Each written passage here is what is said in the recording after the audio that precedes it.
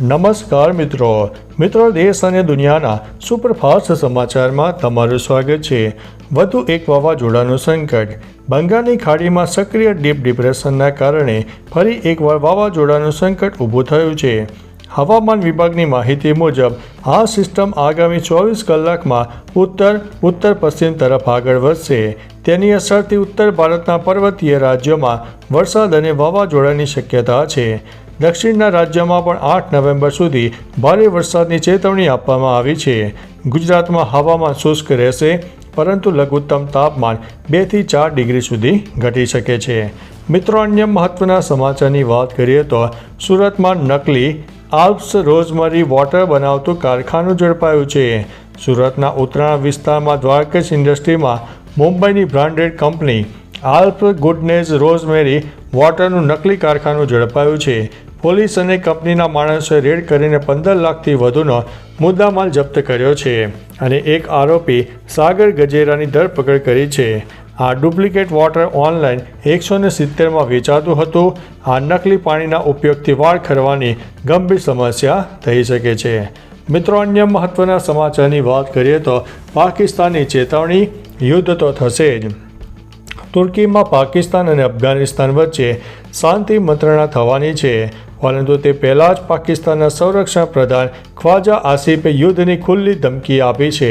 તેમણે કહ્યું છે કે શાંતિ મંત્રણા નિષ્ફળ જાય તો ખુલ્લું યુદ્ધ થઈ શકે છે।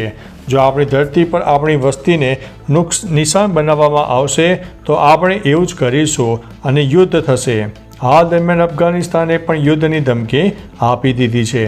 મિત્રો, અન્ય મહત્વના સમાચારની વાત કરીએ તો દિવાળી વેકેશન પૂરું, ગઈકાલથી નવું સત્ર પ્રારંભ થઈ ગયું છે। દિવાળી વેકેશન બાદ રાજ્યની 54,000 શાળાઓમાં નવા શૈક્ષણિક સત્રની શરૂઆત થઈ ગઈ છે। બીજું સત્ર 144 દિવસનું રહેશે અને ત્યારબાદ 4 મેથી 7 જૂન સુધી 35 દિવસનું ઉનાળુ વેકેશન રહેશે। શિક્ષણ વિભાગે તાજેતરના પારેખ રાષ્ટ્રીય સર્વેક્ષણ 2024ના રિપોર્ટ બાદ વાંચન, લેખન અને ગણન અભિયાન શરૂ કર્યું છે, જે 6 થી 14 નવેમ્બર સુધી ચાલશે। આ અભિયાનમાં ધોરણ 3 થી 8ના 40 લાખ વિદ્યાર્થીઓને સામેલ કરવામાં આવ્યા છે। મિત્રો, અન્ય મહત્વના સમાચારની વાત કરીએ તો 14 ગણો મોટો અને 30% વધુ તેજસ્વી સુપરમૂન દેખાયો।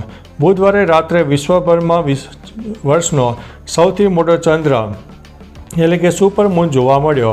આ ખગોળીય ઘટનામાં ચંદ્ર સામાન્ય કરતાં લગભગ 14 ગણો મોટો અને 30% વધુ તેજસ્વી દેખાયો। સુપરમૂન ત્યારે થાય છે જ્યારે ચંદ્ર પૃથ્વીની સૌથી નજીક હોય છે। 5 નવેમ્બરે ચંદ્ર પૃથ્વીથી લગભગ 3,57,000 કિલોમીટર દૂર હતો, જે સામાન્ય પૂર્ણિમાના ચંદ્ર કરતાં ઘણું ઓછું અંતર છે। મિત્રો, અન્ય મહત્વના સમાચારની વાત કરીએ તો ગુજરાતમાં વરસાદની વિદાય, ઠંડીનો ચમકારો શરૂ। હવામાન વિભાગની આગાહી અનુસાર ગુજરાતમાંથી વરસાદે સંપૂર્ણ વિદાય લીધી છે અને હવે પવનની દિશા બદલાતા ઠંડીનો ચમકારો જોવા મળી રહ્યો છે। અમરેલીમાં લઘુત્તમ તાપમાન 17.2 ડિગ્રી નોંધાયું છે। રાજ્યમાં હવે બેવડી ઋતુનો અહેસાસ થશે, જેમાં સવારે ઠંડી અને બપોરે ગરમી અનુભવાશે। ઓક્ટોબરમાં 339% વધુ વરસાદનો 4 વર્ષનો રેકોર્ડ તૂટ્યા બાદ હવે ગુલાબી ઠંડી જોર પકડશે અને વરસાદની સંભાવના નહીવત છે। મિત્રો, અન્ય મહત્વના સમાચારની વાત કરીએ તો ગીતા રબારી પણ પ્રેમાનંદ મહારાજના શરણે જોવા મળ્યા।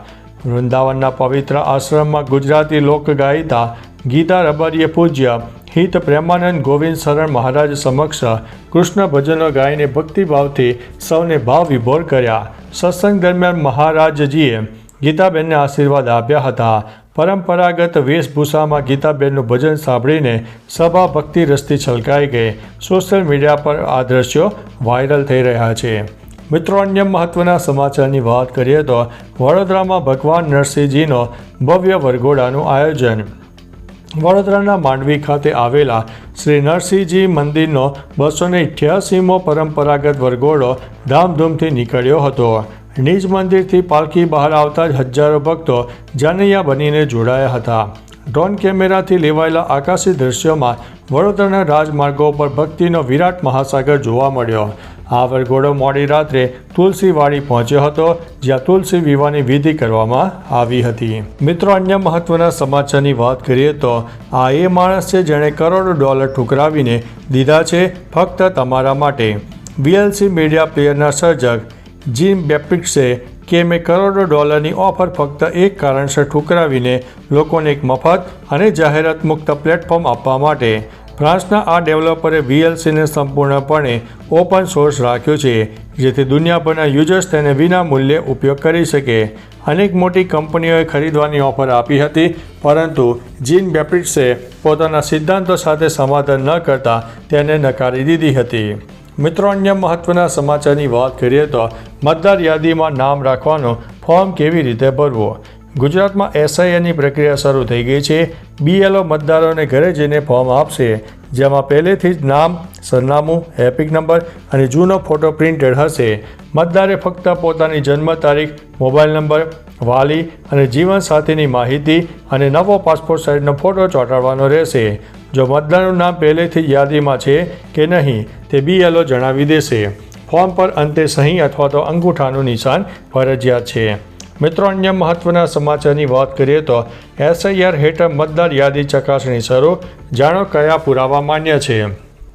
ગુજરાતમાં ચાલી રહેલી SIR મતદાર યાદી ચકાસણી પ્રક્રિયા માટે મતદારો માન્ય દસ્તાવેજોમાં સરકારી ઓળખપત્ર, જન્મ પ્રમાણપત્ર, પાસપોર્ટ, શૈક્ષણિક પ્રમાણપત્ર, રહેઠાણ કે જાતિ પ્રમાણપત્ર, આધાર કાર્ડ અને કુટુંબ રજિસ્ટર સામેલ છે.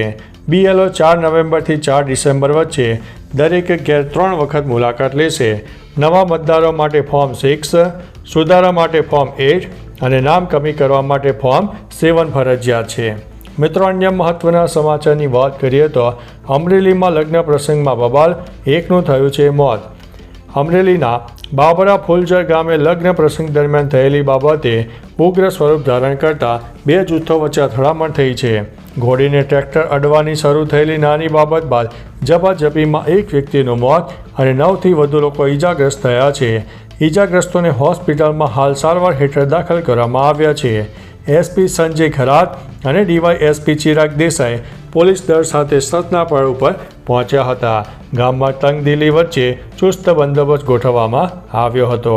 મિત્રો, અન્ય મહત્વના સમાચારની વાત કરીએ તો ઉડતા પ્લેનના દરવાજે લટકીને ટોમ ક્રૂઝનો સ્ટન્ટ રિક્રિએટ થયો. એક અમેરિકન યુટ્યુબર મિશેલ હેરીએ વગર પેરાશૂટે ઉડતા પ્લેનના દરવાજા પર લટકીને ટોમ ક્રૂઝના ખતરનાક સ્ટન્ટને રિક્રિએટ કર્યો. આ ખતરનાક વિડીયો ઇન્ટરનેટ ઉપર વાયરલ પણ થઈ રહ્યો છે.